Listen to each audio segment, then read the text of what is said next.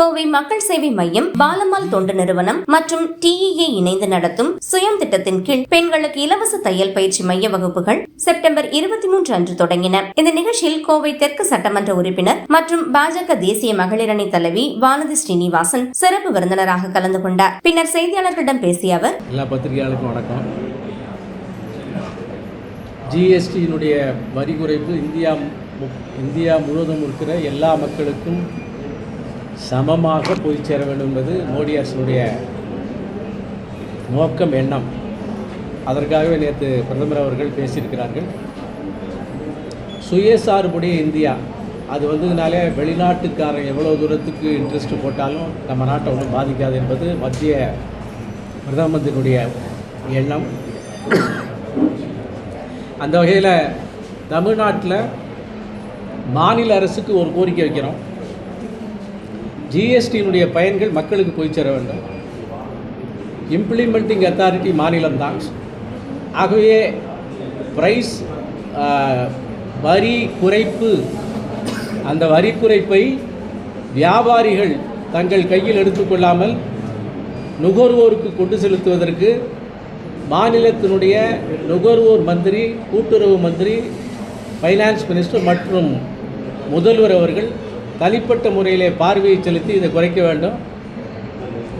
இந்த பயன் மக்களுக்கு போய் சேர வேண்டும் என்பதற்காகத்தான் நேற்றைய நவராத்திரி தினமான நேற்றைய தினத்திலே பிரதமர் அறிவித்திருக்கிறார். இந்த GST குறைக்கப்பட்ட தகவல் அறிவிப்புக்கும் இது இம்ப்ளிமெண்டேஷன் இடையில 10 நாள் தான். அந்த அளவு மிக விரைவாக செய்யப்பட்ட வரி குறைப்பு இது. அதனால் மாநில அரசுக்கு ஒரே கோரிக்கை, இதை இம்ப்ளிமெண்ட் பண்ணுறதுக்கு உங்களுடைய அரசாங்கத்தின் முழுமையை செலுத்தி நுகர்வோரை பயன்பெற வையுங்கள். ஊடக நண்பர்களுக்கு வணக்கம். நேற்று முதல் GST வரி குறைப்பு அமலுக்கு வந்திருக்கிறது. ஏதோ ஒரு பொருள் 2 பொருள் அல்ல, நாடு முழுவதும் அதிகமாக பயன்பாட்டில் இருக்கின்ற பொருளுக்கு அதிகமான வரி குறைப்பு நடந்திருக்கு. அதிலும் உணவுப் பொருட்கள், மக்கள் பயன்படுத்துகின்ற பயன்பாட்டு சாதனங்கள், எலக்ட்ரானிக் கூட்ஸு, இந்த மாதிரியான பொருட்களுக்கு அதிகமாக வரி குறைப்பு நடந்திருக்கிறதன் காரணமாக வாங்கக்கூடிய அந்த வியாபாரம் என்பது வாங்கிறது விற்கிறது அப்படிங்கிறது அதிகமாக நடக்க துவங்கும். இதன் வாயிலாக பொருளாதாரம் அதிகமான ஒரு வளர்ச்சியை பார்ப்பதற்கு வாய்ப்பு இருக்கிறது. இது ஏதோ மத்திய அரசில் நாங்கள் இருக்கிறோம் அதனால் நீங்கள் இதை சொல்கிறீங்க அப்படின்னா இல்லை. உலக அளவில் இருக்கின்ற பல்வேறு நிதி நிறுவனங்கள் அல்லது ஆய்வுகளை நடத்தக்கூடிய பெரிய நிறுவனங்களே இந்தியாவினுடைய பொருளாதாரம் இந்த மாதிரி GST வரி குறைப்பினால் அதிகமான வளர்ச்சியை நோக்கி செல்லும் என கணித்திருக்கிறார்கள். சரி, நம்மளோட ஏழை மக்களுக்கு அவர்கள் வாங்குகின்ற பொருளில், உணவுப் பொருட்களில் இவ்வளவு வரி குறைகிறது அப்படிங்கிற பொழுது எவ்வளவு வரி குறைச்சிருக்காங்க, இத்தனை நாள் நாம் வாங்கின பொருளோட விலை எவ்வளவு, நேற்றிலிருந்து இதனோட விலை எவ்வளவு, இதை பொதுமக்களுக்கு நாம் அதிகமாக எடுத்து செல்ல வேண்டி இருக்கிறது. பாரதிய ஜனதா கட்சியினுடைய நிர்வாகிகளாகட்டும், மத்திய அமைச்சர்களாகட்டும், அல்லது அந்தந்த பகுதியில் இருக்கக்கூடிய MLA-க்கள், MP-க்கள் எல்லாருமே மார்க்கெட் பகுதிகளுக்கு செல்வது, கடைகளுக்கு செல்வது, இதனுடைய விழிப்புணர்வை உருவாக்கி கொண்டிருக்கிறோம். அதே சமயம் ஊடகத்தின் வாயிலாக பொதுமக்களுக்கு நாங்கள் ஒரு கோரிக்கை வைக்கிறோம். நீங்கள் இத்தனை நாள் வாங்கின பொருளோட ரேட்டை உங்களுக்கு தெரியும். நீங்கள் கடைகளுக்கு செல்கின்ற பொழுது GST வரி குறைப்பினால் இந்த குறிப்பிட்ட பொருளுடைய விலை எவ்வளவு மாறி இருக்கிறது அப்படின்னு கேட்டு தெரிஞ்சுக்கோங்க. இல்லைன்னா சில நிறுவனங்கள் ஒரே ரேட்டில் வித்துட்டு இருப்போம் அப்படின்னு சொல்லிட்டு அவங்க கேட்கறதுக்கு எதுவுமே இல்லைன்னா அந்த மாதிரி விற்கிறதுக்கான வாய்ப்புகள் உண்டு. நான் எல்லாத்தையும் இதை சொல்லலை. நிறைய வியாபார நிறுவனங்கள் அவங்க விளம்பரமே கொடுத்துருக்காங்க. பாருங்க, நாங்கள் இவ்வளோ விலை குறைச்சிருக்கோம், பைக்கு விலை இவ்வளோ குறைஞ்சிருக்கு, டிவி விலை இவ்வளோ குறைஞ்சிருக்கு, AC விலை குறைஞ்சிருக்கு, வாங்கக்கூடிய மோட்டார் பம்ப் செட்டுகள், இதில் விவசாயிகள் தயவு செஞ்சு கேளுங்க. விவசாயிகள் ஒரு மின் மோட்டார் வாங்க போனீங்கன்னு சொன்னால் பம்பு செட்டு விலை எவ்வளவு குறைஞ்சிருக்கு அப்படின்னு கேட்டு உறுதி பண்ணிக்கோங்க. அதனால் நுகர்வோர்கள் ஆகட்டும், பொதுமக்கள் ஆகட்டும், பயன்பாட்டாளர்கள் தயவு செய்து வரி குறைப்பினுடைய பலன் உங்களுக்கு வந்திருக்கிறதா என்பதை ஒரு முறை நீங்கள் அதை செக் பண்ணிக்கோங்க. இரண்டாவது, வியாபார நிறுவனங்கள் நீங்களாகவே முன்வந்து விலை குறைப்பு நடவடிக்கையில் ஈடுபடுகின்ற பொழுது உங்களை வரவேற்கிறோம், சந்தோஷப்படுறோம். உங்கள் கடைகளில் ஜிஎஸ்டி வரி குறைப்பிற்கு பின்பாக இந்த பொருட்கள் விலை குறைந்திருக்கிறது என்கின்ற தகவலையும் தயவு செய்து வாடிக்கையாளர்களுக்கு தெரிவியுங்கள்.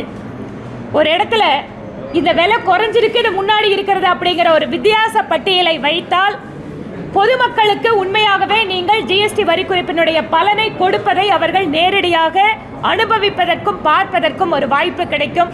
வியாபார நிறுவனத்தை நடத்துகின்ற அத்தனை சகோதர சகோதரிகளுக்கும் எங்களுடைய அன்பான வேண்டுகோள், தயவு செய்து ஜிஎஸ்டி வரி குறைப்பினுடைய முழுமையான பலனை சாதாரண மக்களுக்கு நீங்கள் கொடுக்க வேண்டும் என கேட்டுக்கொள்கிறோம். பாரத பிரதமர் திரு நரேந்திர மோடி அவர்கள் இதற்காகத்தான் நாட்டு மக்களுக்கு தனியாக ஒரு உரையாற்றினார். நவராத்திரியில் ஆரம்பிக்கக்கூடிய இந்த ஒரு வரி குறைப்பு, வரி சீர்திருத்தம், ஜென் நெக்ஸ்ட் ஜிஎஸ்டி அப்படின்னு சொல்கிறோம். இந்த பலன் அப்படிங்கிறது நம்ம வாங்கக்கூடியதில் விலை குறையிறது மட்டும் இல்லைங்க. இதன் வாயிலாக உற்பத்தி பெருகும், வாங்குகின்ற தன்மை பெருகும், அதனால் வியாபாரம் பெருகும். இந்த வியாபாரம் பெருகுகின்ற பொழுது நாடு முழுவதுமே ஒரு வளர்ச்சியான சூழ்நிலைக்கு நம்மால் செல்ல முடியும். ஜிஎஸ்டி அமல்படுத்தின நாடுகள் எல்லாமே அடுத்த முறை அங்கே அரசாங்கமே வராத ஒரு சூழலை உலக நாடுகள் இருந்தது. ஆனால் ஜிஎஸ்டி அமல்படுத்தியதற்கு பின்பாக மீண்டும் ஆட்சி அமைத்த பெருமை பிரதமர் நரேந்திர மோடி அவர்களுக்கு உண்டு.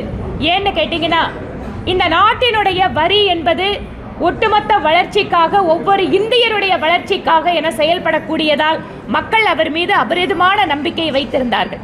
அதன் வாயிலாக 3வது முறையாக அவர் பிரதமராக பதவியேற்றார். அதை ஏற்றதற்கு அப்பால் எப்படியெல்லாம் மக்களுக்கு அவர்களுக்கு உதவி செய்ய வேண்டும் என்பதற்காக இந்த மிகப்பெரிய வரி சீர்திருத்தத்தை நம்ம நாட்டுக்கு அவர் கொண்டு வந்து கொடுத்துருக்காரு.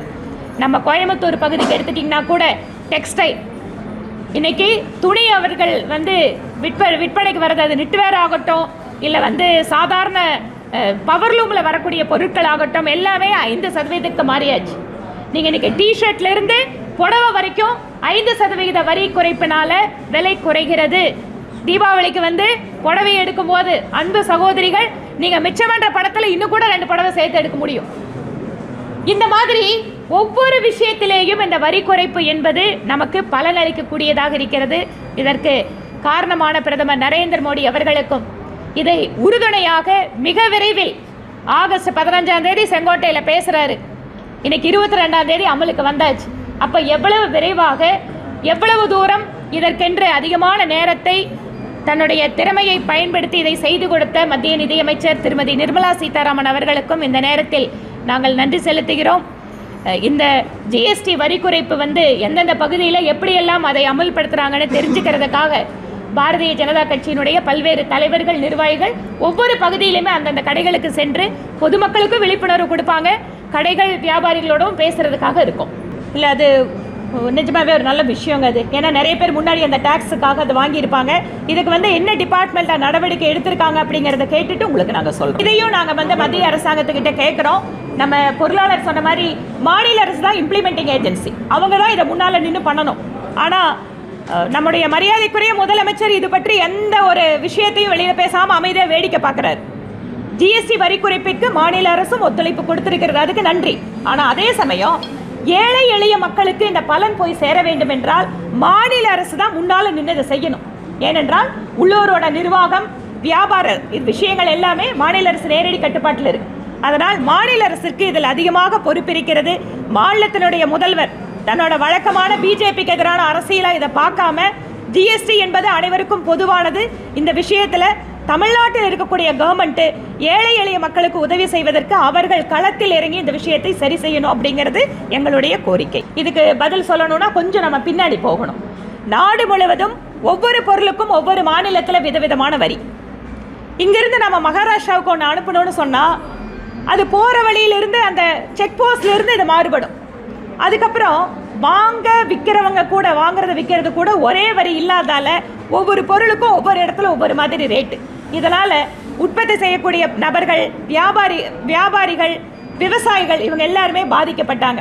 இன்னைக்கு ஒரே நாடு ஒரே வரி, மிகப்பெரிய சீர்திருத்தம் ஜிஎஸ்டி. இதன் வாயிலாக இன்னைக்கு ஆன்லைனு, டாக்ஸ், இந்த மாதிரி பல்வேறு விஷயங்களில் ஒரு மாற்றம் வந்திருக்கு. ஆரம்பத்தில் நாம் அமல்படுத்தும் போது மாநில அரசுகள் அல்லது மத்திய அரசு இந்த வரி விகிதத்தை எப்படி சரியாக கீழே வரைக்கும் எடுத்துகிட்டு போய் இந்த டாக்ஸை ப்ராப்பராக கலெக்ட் பண்ணுறது, ஆரம்பத்தில் நிறைய டீத்திங் ப்ராப்ளம் நம்மளுக்கு இருந்தது. ஏன்னா டேக்ஸ் ஸ்லாப் ஒவ்வொரு பொருளுக்கும் ஒவ்வொரு மாதிரி இருந்தது.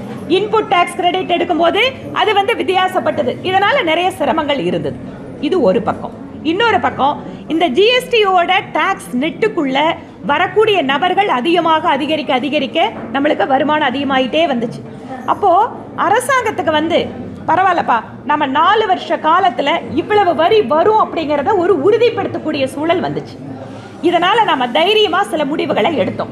என்ன எடுத்தோம்? நம்முடைய ஆண்டு வருமானம் 12 லட்சம் ரூபாய் வரை உயர்த்தணும். ஏன் உயர்த்தணும்? இதனால் வரி வருவாய் நம்மளுக்கு குறைஞ்சா கூட ஜிஎஸ்டியோட ரெவென்யூ வாயிலாக நம்ம அரசாங்கத்தோட எந்த செலவையும் குறைக்க வேண்டாம். எங்கேயுமே நம்ம அடி வாங்க வேண்டாம். ஏதோ அரசாங்கம் செலவு பண்ணதுன்னா மந்திரியோ பிரதம மந்திரி செலவு பண்ணுறது இல்லை. நம்மளுக்கு வரக்கூடிய திட்டங்கள், இப்போ முன்னாடி சிறப்பு விருந்தினர் இங்கே பேசும்போது சொன்னார், விமான நிலைய விரிவாக்கம். கோயம்புத்தூர் விமான நிலைய விரிவாக்கத்துக்கு ஆயிரக்கணக்கான கோடி செலவு பண்ண வேண்டியிருக்கு. அப்போ அரசாங்கம் ஜிஎஸ்டியில் இவ்வளவு தூரம் வருமானம் வருது, எடுத்து இன்னைக்கு உள்கட்டமைப்பு வசதிகளை நம்ம முதலீடு பண்ணிகிட்டே இருக்கோம். பெரிய பெரிய ரோடு நெடுஞ்சாலைகள் அதிகமாக வந்துட்டே இருக்கு. அப்போ ஜிஎஸ்டியோட வருமானத்தின் வாயிலாக உள்கட்டமைப்பு வசதிகளை மிக அதிக வேகமாக விரைவாக செயல்படுத்தணும். காங்கிரஸ் கட்சி சொல்ற மாதிரி உங்களோட பழக்கம் என்ன? எதுலெல்லாம் அதிகமாக வருமானம் பார்க்குறோமோ அதை எடுத்து பாக்கெட்டில் போடுற பழக்கம் பிஜேபியில் இல்லைங்க. காங்கிரஸ் மாதிரி ஊழல் குற்றச்சாட்டுகள் ஒவ்வொரு அமைச்சரவையிலும் பிஜேபி கவர்மெண்ட்ல இல்லைங்க. வந்த அத்தனை ஜிஎஸ்டி வருமானம் திருப்பி மக்களுக்காக பல்வேறு திட்டங்களாக செயல்படுத்தப்பட்டு வருகிறது. ஒரு குடும்பத்துக்கு 5 லட்சம் ரூபாய் வரைக்கும் இலவசமான மருத்துவ காப்பீடு, இந்த பணம்லாம் வச்சு தான் நம்ம கொடுக்குறோம். இன்றைக்கு 11 கோடி பெண்களுக்கு ஒவ்வொரு வீட்லையும் இலவச கேஸ் கனெக்ஷன் கொடுத்துருக்கோம். 4 கோடி ஏழை மக்கள் நல்ல வீடு கிடைச்சிருக்கு. இதெல்லாம் திருப்பி மக்களுக்காக தான் கொடுத்துட்டு இருக்கோம். ஆனால் இன்னைக்கு நம்ம ஓரளவுக்கு ஜிஎஸ்டி வருமானத்தை ஸ்டெபிலைஸ் பண்ணிட்டோம். 50,000 கோடி உடனடியாக வருவாய் இழப்பு வந்தால் கூட நாம இந்த வரி குறைப்பின் வாயிலாக வியாபாரத்தை அதிகம் பண்ணுறதன் வாயிலாக இந்த பணத்தை ஈடுகட்ட முடியும் அப்படிங்கிற நம்பிக்கை இந்த ஸ்டேஜில் வந்திருக்கு. அதனால் இந்த பலனை திருப்பி அப்படியே வச்சுக்கணும்னு கவர்மெண்ட் நினைக்கல, ஒவ்வொரு இந்தியருக்கும் கொடுக்கணுங்கிறதுக்காக இப்போ இதை அமல்படுத்தியிருக்கோம். அதனால் காங்கிரஸ் கட்சி எந்தெந்த துறையில் எப்படியெல்லாம் வருமானம் பார்த்து தன்னோட சொந்த வளத்தை பெருக்கிக்கலாம் அப்படின்னு நினைக்கிற சூழல் இல்லாமல் இப்போ எது கிடைச்சாலும் நாட்டு மக்களுக்கு என்ன கொடுக்க முடியும்னு பிரதமர் மோடி யோசிக்கிறார். ஜிஎஸ்டியே இருக்கக்கூடாதுன்னா யாருங்க கவர்மெண்ட்டு நடத்துறது? வரியே வேண்டான்னு சொன்னால் கவர்மெண்ட்டை நடத்துறது எப்படிங்க? அதையும் நம்ம யோசிக்கணும்ல. ஆனால் அந்த நிலைமை மாறிட்டு இருக்குங்க. இன்றைக்கி வரி கட்டுவதை பெருமையாக இந்தியர்கள் சொல்லக்கூடிய நிலைமைக்கு இன்றைக்கி பிரதமர் கொண்டு வந்திருக்கார். நான் ஒரு taxpayer, I am contributing to the nation's development, nation's wealth அப்படிங்கிற ஒரு மன தயாரிப்பு அப்படிங்கிறது இன்னைக்கு அதிகமாக மக்கள்கிட்ட வர ஆரம்பிச்சிருக்கு. நம்ம வரி கொடுக்கறதுங்கிறது திரும்பவும் அந்த வரி நமக்கு பல்வேறு திட்டங்களாக நம்மளை வந்து சேர்றதுக்காக தான். அதனால் இதை பற்றிய புரிதல் இல்லாமல் இந்த கமெண்ட் போடுறவங்களெல்லாம் பார்த்தோம்னு சொன்னால் நம்ம மக்களுக்கு எதுவுமே செய்ய முடியாதுங்க. வீட்டில் உட்காந்து அரகோர அறிவோட ஏதோ ஒன்று போடணும்னு போடுறவங்க எப்பவும் போட்டுட்டு தான் இருப்பாங்க. அதனால் நான்லாம் எப்பவுமே கமெண்ட் எல்லாம் பார்க்குறதே இல்லைங்க.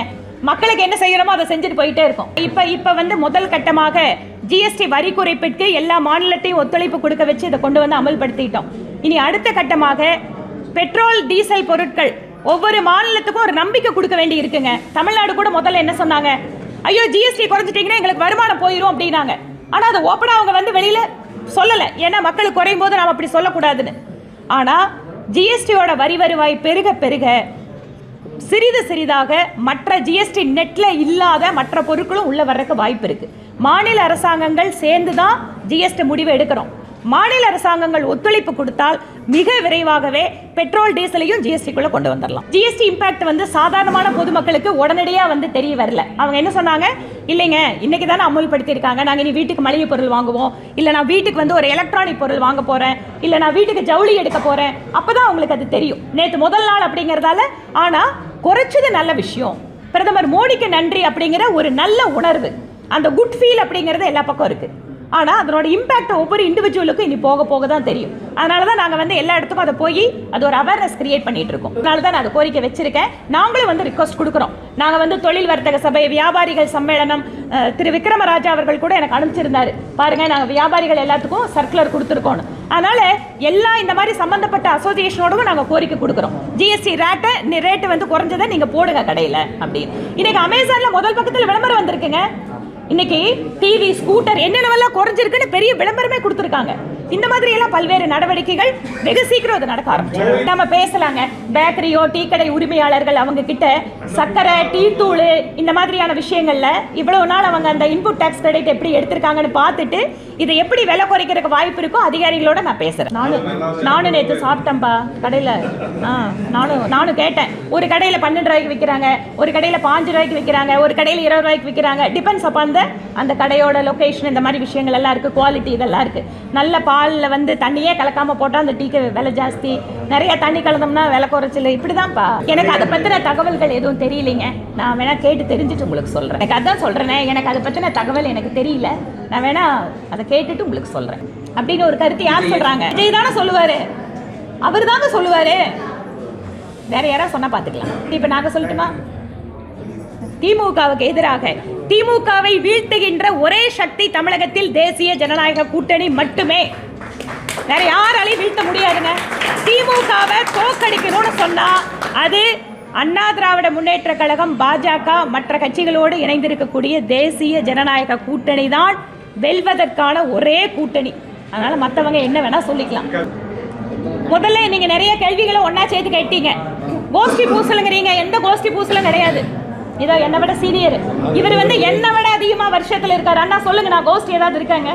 அவங்களுக்கு எழுதுறதுக்கு பாயிண்ட் ஒன்றா சேர்த்து எழுதுறதுக்கு பாயிண்ட்டுக்காக சேர்த்தீங்களா? அதனால அந்த கேள்வி பதில் முடிஞ்சு போச்சு.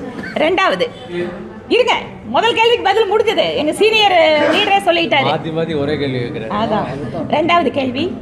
கூட்டணியில அவர் ஒரு விமர்சனம் வச்சாரு எங்க மாநில தலைவர் மேல. அதுக்கு பின்னால அவங்க கூட்டணியிலேருந்து அறிவிச்சு ஒரு சில விஷயங்கள்லாம் நடந்திருக்கு. எங்களை பொறுத்த வரைக்கும் தேசிய ஜனநாயக கூட்டணியை பலப்படுத்த வேண்டும் என்பதுதான் எங்கள் தேசிய தலைமை எங்களுக்கு எல்லாத்துக்கும் சொல்லியிருக்கிற விஷயம். இதில் யாருமே ஒரு சில சின்ன சின்ன விஷயங்கள் வாயிலாக கூட இதை யாருமே பலவீனப்படுத்தக்கூடாது. அதனால் இந்த கூட்டணி சம்பந்தமானது, தலைவர்கள் கொடுக்கின்ற அறிக்கை, இதற்கெல்லாம் நான் வந்து எதுக்குமே ரியாக்ட் பண்ண மாட்டேன். இதை எல்லாத்தையும் எங்களுடைய தேசிய தலைமை பார்த்துட்டு இருக்கு. மாநில தலைவர்னு ஒருத்தர், அவருக்குன்னு ஒரு பொறுப்பு, அதோட அவர் டீல் பண்ணிட்டு இருக்காரு. உங்களுக்கு தெரியும், சட்டமன்ற குழு தலைவர், சட்டமன்ற உறுப்பினர், முன்னாள் அமைச்சர், நீண்ட ஒரு அரசியல் அனுபவத்தோடு இருக்கிறவர். அவரும் இதை ரொம்ப அழகாக எடுத்துகிட்டு போயிட்டு இருக்காரு. திரு அண்ணாமலை அவர்களும் தேசிய ஜனநாயக கூட்டணியை பலப்படுத்துவதற்கு அவராலான முயற்சிகளை பண்ணுறாரு. அவரோட ஃப்ரெண்ட்ஷிப்பை யூஸ் பண்ணுறாரு, அவரோட இன்ஃப்ளூயன்ஸை யூஸ் பண்ணுறாரு. அதுவும் எங்களை பலப்படுத்துறதுக்கு தான். அதனால் எல்லாரும் அவங்களுக்கான முயற்சிகளை பண்ணுறாங்க. இந்த கல்வி நிதியை வைத்து திமுக அரசியல் செய்து கொண்டிருக்கிறது. நன்றிங்க.